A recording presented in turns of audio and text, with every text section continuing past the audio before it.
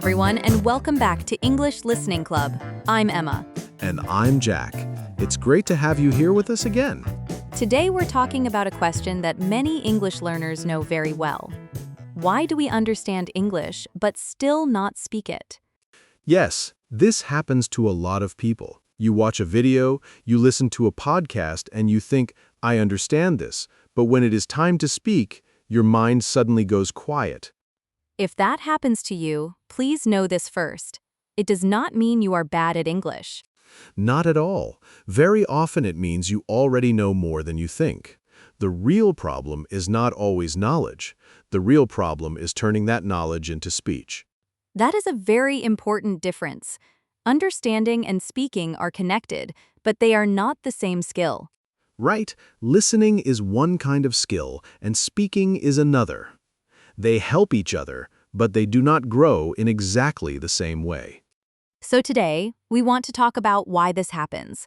Why can we understand so much but still feel nervous, slow, or stuck when we try to speak? And we also want to talk about what can help, because this problem is very normal, and it can get better step by step. I think the first reason is simple. Understanding is more passive, but speaking is active. That's a great place to start. When you listen, your job is to receive meaning. You hear words, tone, and rhythm, and your brain tries to understand them. But when you speak, you have to do much more. You have to choose words, build a sentence, move your mouth, control your voice, and do it all in real time. So even if the words are somewhere in your mind, speaking asks you to find them quickly. Yes, speaking is not only about knowledge, it is also about access. Can you reach the word fast enough? Can you use it without stopping for too long? Many learners think, I know this word, so why can't I say it? But knowing a word quietly and using it out loud are two different levels. And that is normal. It is not failure, it is just part of learning. I think of it like this. Understanding is like recognizing a face in a crowd. Speaking is like calling that person's name quickly and starting a conversation. That's a good way to explain it. One feels easier, and the other needs more action. Another big reason is fear. A lot of people understand English, but when it is time to speak, they suddenly worry. They worry about mistakes. Right. They think, what if my grammar is wrong? What if my pronunciation sounds strange? What if I speak too slowly? What if the other person does not understand me? And once that fear appears, the mind becomes tight. The body becomes tight too. Then even easy English can become hard to say. Sometimes the problem is not English itself. Sometimes the problem is pressure. Yes, pressure changes everything. If you are alone and reading a sentence softly, maybe you can say it. But when a real person is waiting for your answer, your mind suddenly feels blank. Many learners know that blank moment. You know something is in your head, but it does not come out. And then after the conversation ends, the sentence comes back. That happens all the time.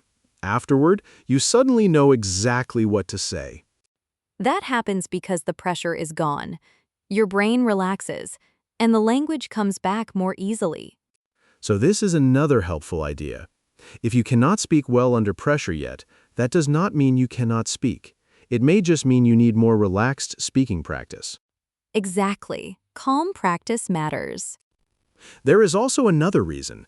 Many learners try to translate everything in their head before they speak. Yes. That habit is very common. A person thinks in their first language, then tries to change each part into English. But that process is slow, and speaking needs movement. If you try to build every sentence from zero, word by word, it can feel very heavy. And then the conversation keeps moving, but you're still trying to build the first sentence. That can feel very frustrating. You understand the other person, but you cannot reply at the same speed. So one goal in speaking practice is to stop creating every sentence from nothing. Instead, we want to build small, ready-to-use pieces. Yes. For example, I think so. I'm not sure. That makes sense. In my opinion, a little bit. Not really. It depends. These small pieces are very powerful. They are simple, but they help you speak faster and with less stress. Because then you do not need to invent everything. Some parts are already ready in your mind. And once those easy pieces become natural, longer speaking becomes easier too. Another reason people understand but do not speak is that they spend much more time receiving English than producing English. That is a very big reason. Many people listen a lot, read a lot, and watch videos every day. That is wonderful, but how many minutes do they actually speak? Sometimes almost none. Yes, maybe they spend 1 hour listening, but only 30 seconds speaking. Then the result makes sense. Their listening gets stronger, but speaking stays weak. It is like exercise. If you only watch videos about swimming, you may understand swimming better, but your body still needs time in the water. That is a great example. You cannot only watch. At some point, you have to move. And speaking is physical too. Your mouth needs practice, your tongue needs practice, your voice needs practice, your timing needs practice. So if someone says, I understand a lot, but I can't speak, one useful question is, how much speaking practice am I really doing? Not to blame yourself, just to see the real balance. Because often the answer is very honest. Not much. And that honesty is useful. It shows the next step. I also think people sometimes wait too long before they start speaking.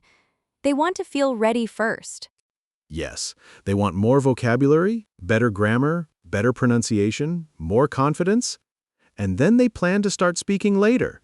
But speaking confidence usually does not come before speaking. It comes from speaking. Exactly.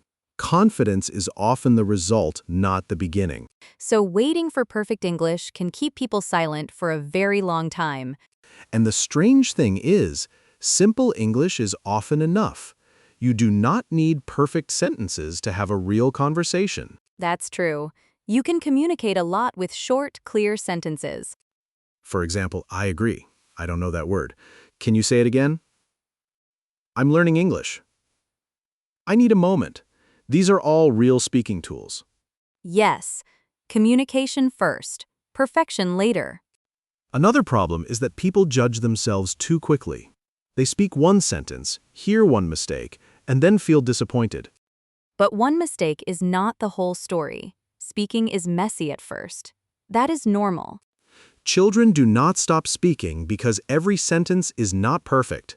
They keep going. They use what they have. That is a very healthy way to learn. Use what you have, grow from there. So maybe a better question is not, did I speak perfectly? Maybe the better question is, did I say something real today? I love that question. Did I say something real today? And if the answer is yes, that matters. Let's talk about what can help. What can learners do when they understand English but do not speak much yet? I think the first helpful step is very small speaking.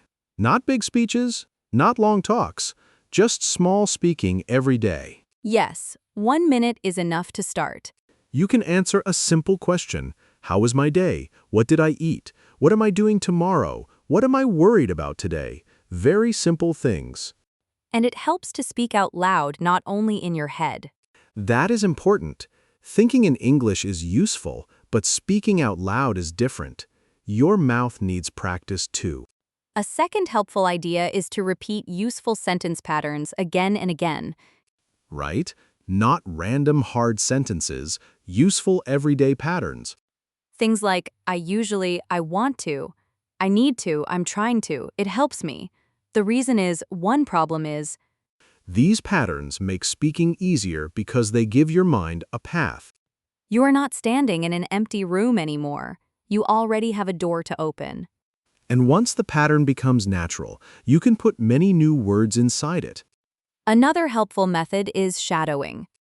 Yes. Listening to short lines and repeating them right away. This can be very powerful because it connects listening and speaking at the same time. It also helps with rhythm. Sometimes learners know enough words, but their speaking still feels slow because English rhythm is not natural yet. So when they shadow short, clear audio, they begin to feel the music of the language. English is not only words, it is also timing, stress, and flow. Another helpful idea is to lower the difficulty. Sometimes learners fail because they try to speak at a level that is too high. Yes, they try to sound advanced too soon. So instead of saying a long and complex sentence, maybe say a shorter one. Instead of using a difficult word, use an easier word. Simpler English is not weak English, it is useful English. Clear is powerful. I think this matters especially for shy learners. If speaking already feels scary, then making the sentence too difficult makes it even harder. So a good question is, how can I say this more simply? That question can really help. Another useful practice is answering one question in many ways. That's a great exercise. Take a very simple question. Do you like coffee? You can answer, yes, I do, or a little, or not really, or yes, but only in the morning, or I prefer tea. That kind of practice is wonderful because it teaches flexibility. Right? You are not memorizing one perfect answer. You are learning how to move a little. And speaking is movement. Small movement first, then more movement later. I also think learners should record themselves sometimes. Yes, even if it feels strange at first. It can feel awkward, but it helps a lot. When you record yourself, you can hear your own progress. You can also notice one small thing to improve.